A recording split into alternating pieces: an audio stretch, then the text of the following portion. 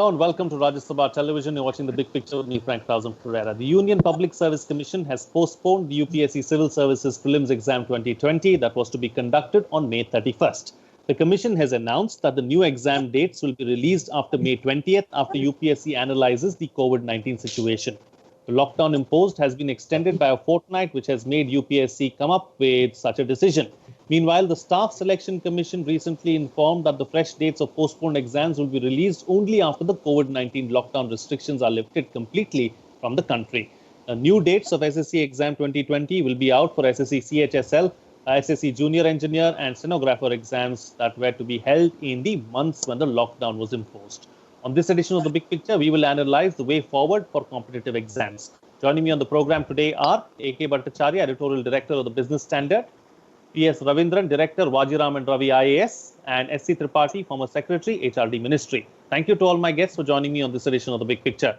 Mr. Ravindran, let me begin the program with you. Let's first try and understand and analyze the kind of impact that the lockdowns have had on competitive exams and on the rhythm and the preparations of students and those aspirants as well. Well, we can see the effect of the COVID-19 on the competitive exams and the coaching institutes in a twofold manner. The first effect is that the new changes which have been brought about by COVID-19 for the very first time, like social distancing and lockdown, which had never been experienced by the coaching centers and the competitive exams. Whereas the second type of impact is that the COVID-19 has started speeding up the ongoing changes which had already been present in the society. For example, that there are clusters of coaching centers spread over the country. For example, the Kota in Rajasthan is known for the IIT coaching. The old Rajendra Nagar in New Delhi is known for the IAS coaching. And the Lakshmi Nagar in Delhi is known for the CA coaching. So there was the concentration of coaching centers in certain parts of the country, and the trend had been that the students traveling to the coaching centers. However, that in the last 3-4 years, that these conglomerates, they had reached a point of that satiation, and beyond which they could not take anymore. Therefore, now that the coaching institutes have started moving more towards the students rather than the students moving towards this, we see a trend of decentralization of the coaching clusters. And this process now has been accelerated because of the COVID-19's impact. The second impact that I see is that what is known as the new term blended learning that has gained momentum. There are two major types of learning. The one is the traditional classroom coaching, and the second is the online teaching that is new. There has been attempts made by each of these two systems to integrate the benefits conferred by the other system so as to make the learning more wholesome for the students. And this process, the online process, getting integrated with the traditional classroom. These are the major changes that I see. However, these changes are going to be permanent or not is a new question which only time can answer. But in my opinion, the changes which have been part of the society will come. For example, that the Spanish flu, which broke out in 1918 and lasted till 1920, does not have any impact upon the current society. So in fact that similarly that we do not know whether the new changes which have been brought about by the COVID-19 for the very first time are going to last forever. Though the present generation will ever remember the COVID-19's impact, but we do not know what the coming generations will react to this situation. Okay. But the ongoing changes will continue. Okay, the ongoing changes will continue. Yes. Change is going to be a constant is what you're suggesting. Let me take the points that you're making forward as well. Let me bring in Mr. Tripathi now. Mr. Tripathi, what do you believe is the most challenging aspect of organizing examinations of such mammoth magnitudes?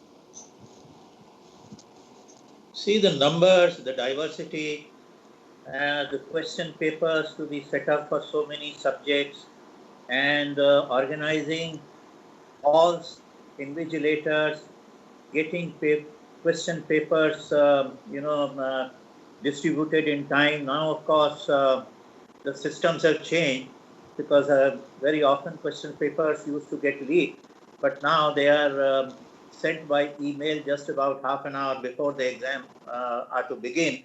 So, in this process, and of course, after writing the exam, then getting the copies examined by teachers, then moderating, because there are so many subjects and each subject has its own speciality. So how do you equate somebody doing mathematics and writing all questions perfectly with somebody studying Sanskrit or geography or English literature and also answering very well? So moderation is also very important. All these factors are there. But the way our exams are held and conducted, I thought, of course, coronavirus has dislocated life. So, what to say of conducting exams and coaching by the coaching centers? But the way exams are conducted, I think, given the possibility of coronavirus epidemic continuing for several months, they could be organized, but more halls, more invigilators, more people would be required, and it could be conducted with social distancing. And then, of course, other precautionary measures would have to be taken. So, this possibility we should not rule out, even after a month or 2 months, whenever the exams are to be conducted. Okay, all right, Mr. Bhattacharya. So, considering that social distancing is going to be a norm at least for some time to come, at least that's what several experts are predicting. What do you think that bodies or boards like the SSC and the UPSC have to keep in mind going forward? Well, I think the first message is recognize the message and try to accept its underlying implications. I think the message is quite loud and clear that the manner in which the examination systems have been conducted, they need an overhaul. And I think we have to move towards an online examination system, keeping in mind the mammoth responsibilities of holding examination for 500,000 students across the country in different centers. There is no reason, if a graduate record examination can be held through an online format, why the UPSC civil services examination, at least the written part, cannot be conducted through an online system with the use of artificial intelligence that will act as invigilators.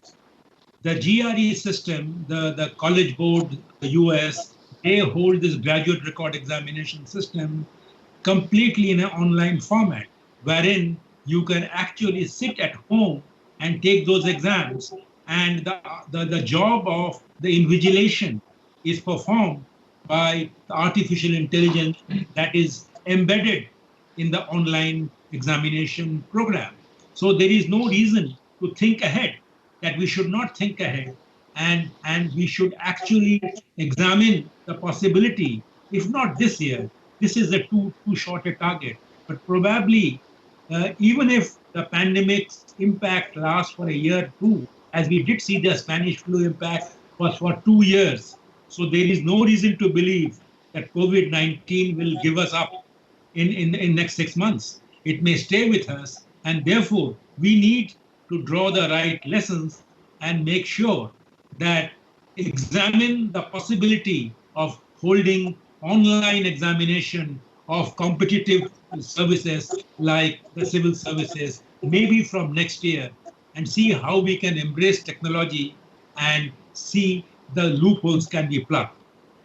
Okay, all right. So since we're talking about online examinations, Mr. Tripathi, let me bring you into the picture here. Do you believe that when we are conducting exams like the magnitude of the and the scale of SSC examinations and UPSC examinations, Do we have the kind of wherewithal to ensure that we shift all of this when lakhs of students are appearing for these examinations to the online form?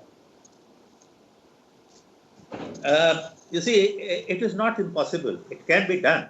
But as Mr. Bhattacharya has pointed out, it will need time. It will require training of our people who are conducting the exams, and also some modules, so that the students can also become familiar with this kind of exam. So it cannot be done overnight. It will take maybe 2 years or maybe even 3 years, but it is worth pursuing. And in the beginning, I suggest that the general type of exam, like the prelims, where everybody has to give the same exam, same papers, and the system has to be interactive. Like we have GMAT, SAT, and others, which are interactive, and so that kind of situation can be brought in. And I think our National Testing Agency, CBSE, and our JEE and NEET, they should all start working towards it. It will bring in efficiency, and it has proved very successful in US and Europe. So we have problems that our people are. I mean, as Mr. Bhattacharya has pointed out, that AI can deal with the invigilation matter. That is the issue, how to ensure that somebody else is not helping the student when he is sitting on the computer and answering questions. So that perhaps some mechanism has to be found out, and it can be done, but it will take time. It will require training of our people who are organizing the exam, also the teachers, what kind of questions. Then lot of system analysts and planners of computers who will use those questions in the question bank, because not necessary that the same question comes to everybody who's taking the exam. Absolutely. The bank throws up questions, and then you have to immediately answer them. So they have to be moderated also, so that nobody gets very difficult question and other person gets very easy question. But it can be done. It has been done for SAT, GMAT, and others, where of course the numbers are not so large as our numbers, but they are also fairly large. They are also in hundreds of thousands, because people from all over the world appear. So it can be done. I think the ministry is concerned, because there is not only one ministry, but CBSE, National Testing Agency, and those conducting NEET and JEE, they should start. And then the civil services, UPSC is generally very conservative, so UPSC may join later. But the HRD concerned ministries who are more familiar with the computer-aided system, they should start first. And since we are here, Mr. Tripathi, also a word on the kind of infrastructure that is needed as well, because traditionally we've been infamous really for having our servers crash. We've seen that happening on the railway platforms and so on and so forth. So that is something that we have to keep in mind as well. Yes. And that is why the exam, SAT and GMAT, etc., it is not necessary that everybody takes on the same day, or if something, some mishap takes place on that day, then you are barred from taking again. You can take it again after some time, maybe a month or maybe a few weeks. Okay, yes, Mr. Bhattacharya, I can see you putting up your hand. Yeah. Add to what Mr. Tripathi beautifully explained is that, artificial intelligence can be used also to test a candidate's competence level depending on the way he's answered the previous questions. If the candidate answers the previous question at a certain level, his next question that he is thrown up from the bank that he referred to would be of a higher caliber, which if he can answer, he will get a different kind of marks. It will be testing his competence in a far more dynamic way. So therefore, I agree that it will require a lot of preparation, but I think this COVID-19 is an opportunity for us to explore this online examination system, to bring out the best in our students. And also remember, we take pride in being a digital India campaign, and I think this could be one of the major goals of Digital India, to convert our examination system into online exercises. Okay, all right. Mr. Ravindran has been patiently listening to the other two panelists as well. Your thoughts, Mr. Ravindran, on this particular issue, because you so closely deal with several of these aspirants and these students, what then happens to the coaching centers, and what happens to places like Kota, to Rajendra Nagar, Mukherjee Nagar, and so on and so forth? Well, already most of the coaching institutes are conducting their test series online. It's not something quite new to them. However, that this year I was told that more than 9 lakh students have applied for the prelim exam. And in a couple of years, it is definitely going to cross 1 million mark. And it is going to be a stupendous task on the part of the UPSC to conduct the exam online. But however, the point is, if the election commission can conduct the elections to the Lok Sabha and the legislative assemblies electronically, why can't the UPSC conduct it? It will be a kind of miniature replica of the electronic voting machines, which are standalone machines. Maybe we can follow a different model to begin with before we shift over to what is internationally followed. A standalone question paper that is loaded to a computer be provided to the students who can answer the questions in the examination centers to begin with before we switch over to most modern systems. This is my view. Okay, and as far as innovation is at the coaching institutes level is concerned, what is it that you're thinking of? Because very clearly, like I mentioned earlier in the program as well, social distancing is going to be a norm for some time to come. So how do you ensure that you take that forward? Well, I don't know whether the online examination for the competitive exams can be answered by the students from home. Even then, I believe that they have to go to a center, examination center, from where they can answer online. I don't know whether the system can be made so foolproof that there will be no fraud committed by the students if they are allowed to answer the questions online from home.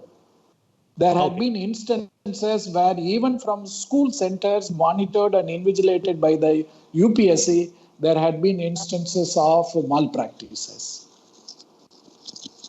All right, so this is something that needs to be taken care of as well. At the end of the day, when we are having such coveted examinations, we don't want to see any kind of malpractice in place. So we need to have a proper system in place. All right, taking the discussion forward now, Mr. Bhattacharya, what happens, at the end of the day as far as the recruitment cycle is concerned? Now, that is another aspect that I want to touch upon and talk about as well, because when everything gets postponed, so the recruitment cycle also is likely to take a hit, and it's not a very pleasant thing to talk about or to hear of at a time when we know that the economy is going to be bad and there are going to be several job losses on the whole as well.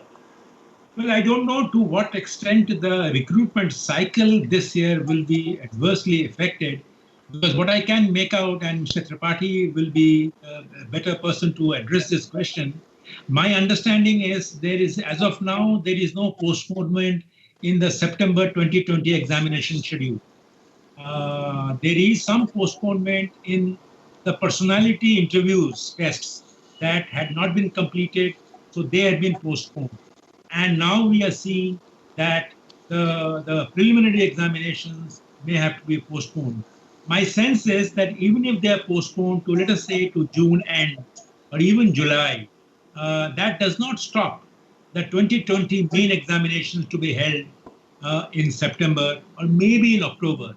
So in a worst case scenario, we probably will see a delay of a month or two, in other words, hiring about 700 civil servants this year, it will not be such a big challenge or a big casualty of sorts if there is a delay of 1 month in that cycle. So I don't see much of an issue.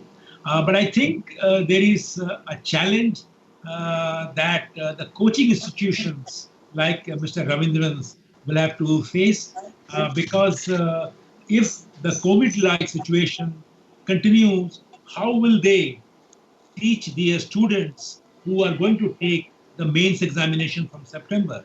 Or what kind of online courses can they switch over to?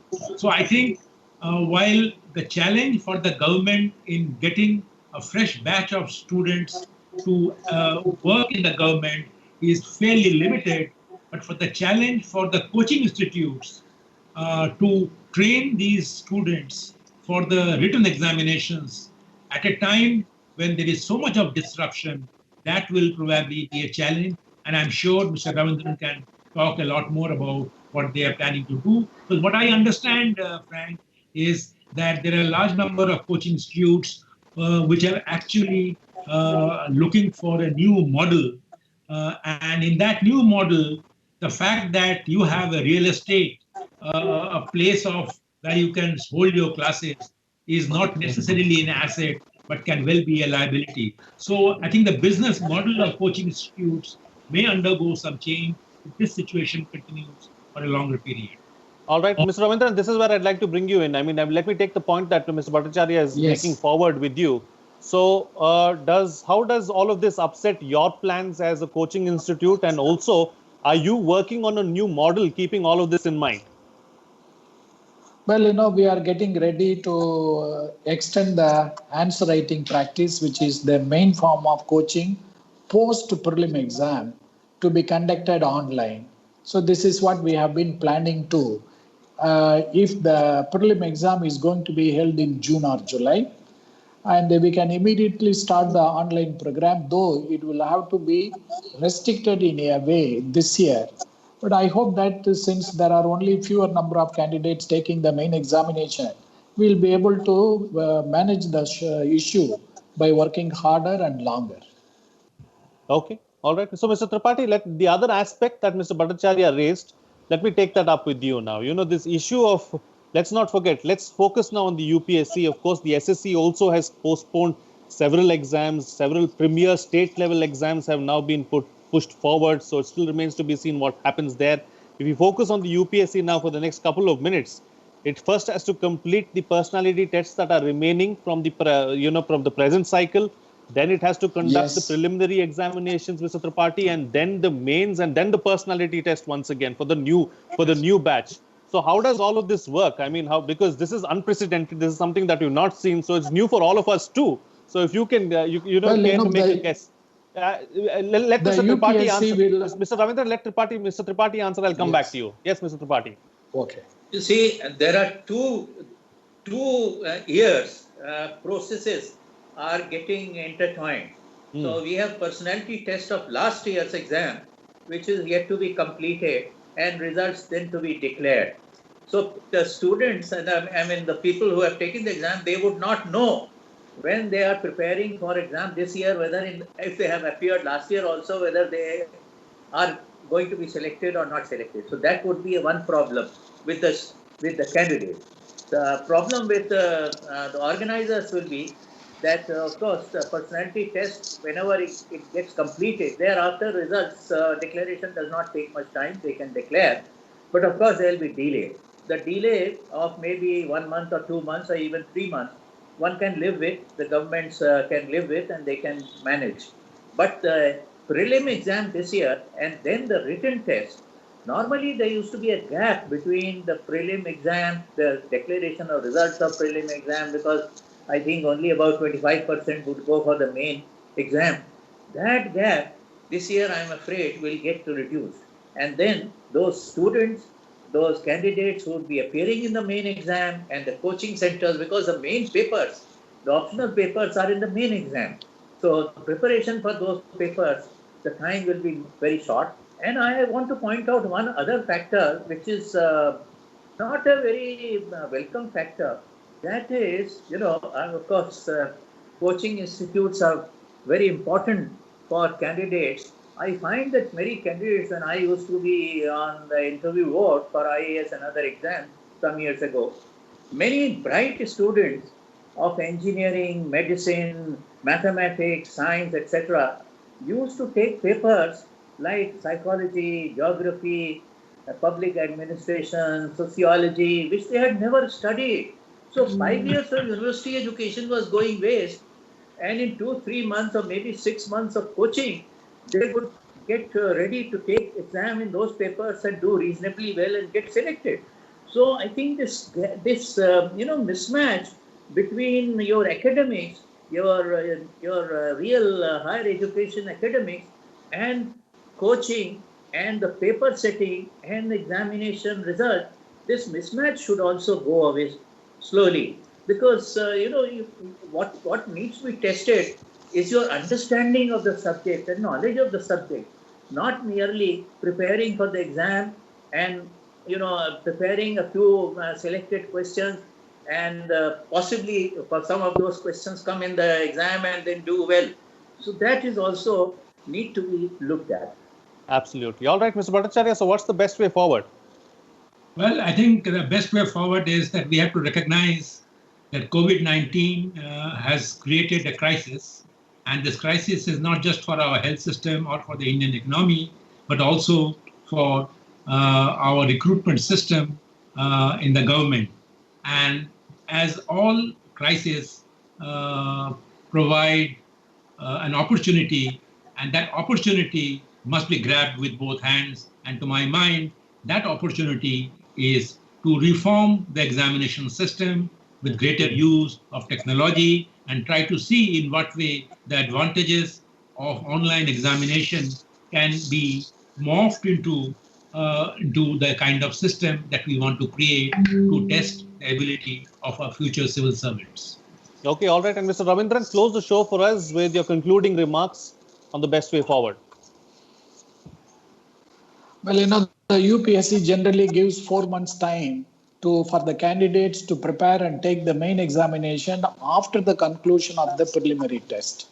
Even this 4-month period is in a way is short for the students to get ready for an examination of mammoth size as the main examination is. And I don't think that the UPSC will try to reduce the time period from 4 months, because it will be quite unfair for the candidates. They cannot just take a gamble in taking the main examination by selectively studying if the time period given for them to take the main examination is considerably reduced. So there can be a delay. If the prelim exam is delayed by a couple of months, the main examination can also be delayed by a couple of months. And the interview can be delayed by a month or so later in 2021. And still the results can be announced by July 2021, enabling the candidates to go to Missouri for their basic foundation course in August 2021. So that the cycle can be completed within the period, though with little bit of extension. I don't think that the UPSC will have to be unnecessarily the advance the main examination. It may not be necessary in my opinion. So because of this, I think that the regular cycle can be followed without much problem. All right. The main problem is in holding the prelim exam, not the main examination, because the number of candidates who take the main examination are not more, just about 10,000 or so. Sure. Okay. So there are challenges really, but there is clearly a loss of time, but all this can be made up in the course of the next year and a few months is what the panelists are suggesting. All right, then, with that, it's a wrap on this edition of The Big Picture. Thank you to all my guests for joining me on the program and putting things into perspective for us. That's it from me. See you again next time.